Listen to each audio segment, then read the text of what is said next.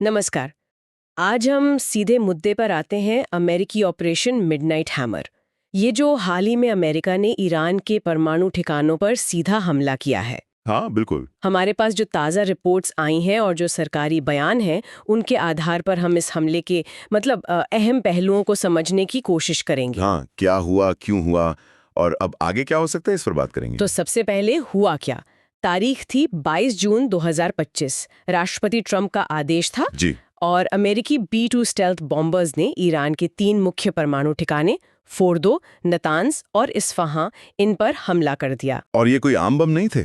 GBU-57 bunker buster थे इनमें, मतलब जो जमीन में बहुत गहरे तक मार कर सकते हैं। हाँ, और साथ में पनडुब्बियों से टॉमहॉक मिसाइलें भी। फोर्दो पर खास निशाना था शायद, क्योंकि वो इतना सुरक्षित अंडरग्राउंड माना जाता है। बिल्कुल, फोर्दो बहुत मजबूत फैसिलिटी है। अच्छा, लेकिन नुकसान कितना हुआ इस पर तस्वीर साफ नहीं है अभी। हाँ, यहीं पर थोड़ा कंफ्यूजन है।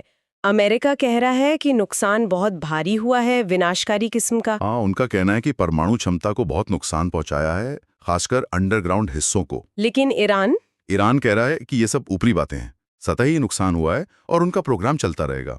ये फर्क बहुत मायने रखता है। मतलब असल में उनकी परमाणु क्षमता पर कितना असर पड़ा, ये इसी से पता चलेगा। बिल्कुल। अच्छा, अमेरिका के इरादों की बात करें, कुछ साफ है या वहां भी थोड़ी असमंजस? हाँ, ये दिलचस्प है।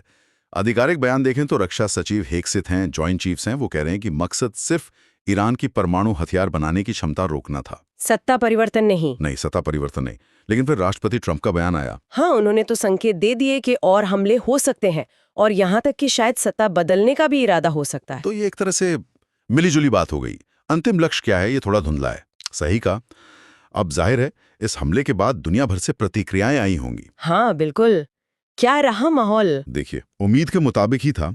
ईरान ने तो फौरन कहा कि बदला लेंगे। अमेरिकी और उसके साथी देशों के बल अब उनके लिए वैध निशाने हैं।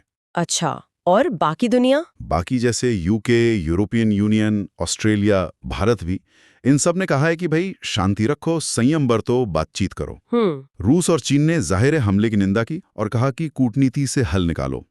यूएन भी यही कह रहा है। और अमेरिका के अंदर क्या चल रहा है? वहां भी सब एकमत नहीं होंगे? बिल्कुल नहीं। रिपब्लिकन पार्टी तो इस एक्शन की तारीफ कर रही है, लेकिन कुछ डेमोक्रेट्स सवाल उठा रहे हैं कि कांग्रेस से पूछे बिना यह हमला कैसे किया, इसकी वैधता क्या है। और साइबर हमले का खतरा? हाँ, ये एक बड़ी चिंता है। होमलैंड सिक्योरिटी ने चेतावनी जारी की है कि ईरान बड़े साइबर हमले कर सकता है, जैसे पावर ग्रिड पर या बैंकिंग सिस्टम पर। ये बात भी कही जा रही है कि ये ईरान इजराइल युद्ध में अमेरिका का पहला सीधा सैन्य हस्तक्षेप है। इस सीधे हस्तक्षेप का क्या मतलब है? देखिए, ये बहुत अहम बात है। अभी तक अमेरिका सीधे तौर पर इस लड़ाई से कह सकते हैं बाहर था। इजराइल की मदद जरूर कर रहा था, लेकिन अपनी सेना सीधे इस्तेमाल नहीं कर रहा था ईरान के खिलाफ। बिल्कुल, ये पहली बार है कि अमेरिकी सेना ने सीधे ईरानी जमीन पर हमला किया है। इससे जो क्षेत्रीय तनाव है वो एकदम से बहुत ज्यादा बढ़ गया है। खतरनाक स्तर पर। हाँ, खतरनाक स्तर पर। सबसे बड़ा डर तो यह है कि कहीं ईरान हुर्मुज जल डमरू मध्य को बंद न कर दे। वो तो तेल सप्लाई के लिए बहुत जरूरी है। बहुत ज्यादा। दुनिया का काफी तेल वहीं से गुजरता है। अगर वो बंद हुआ तो सोचिए क्या होगा। तेल की कीमतों पर, सप्लाई पर बहुत बुरा असर पड़ेगा। और फिर एक बड़े युद्ध का खतरा या साइबर वार का खतरा, वो भी बढ़ गया है। तो अब आगे क्या? सबकी नजरें इसी पर होंगी। ईरान क्या करेगा, क्या लगता है? ईरान के पास देखिए कई रास्ते हैं। वो सीधे मिसाइल या ड्रोन हमला कर सकता है, या फिर बड़े साइबर हमले, या फिर जो उसके सहयोगी गुट हैं लेबनान में, यमन में, इराक में, उनके जरिए अमेरिकी ठिकानों या उसके साथियों पर हमला करवा सकता है। अच्छा, प्रॉक्सी के जरिए। हाँ, प्रॉक्सी के जरिए। ईरान ने कहा भी है कि अब बदले का दायरा बढ़ गया है।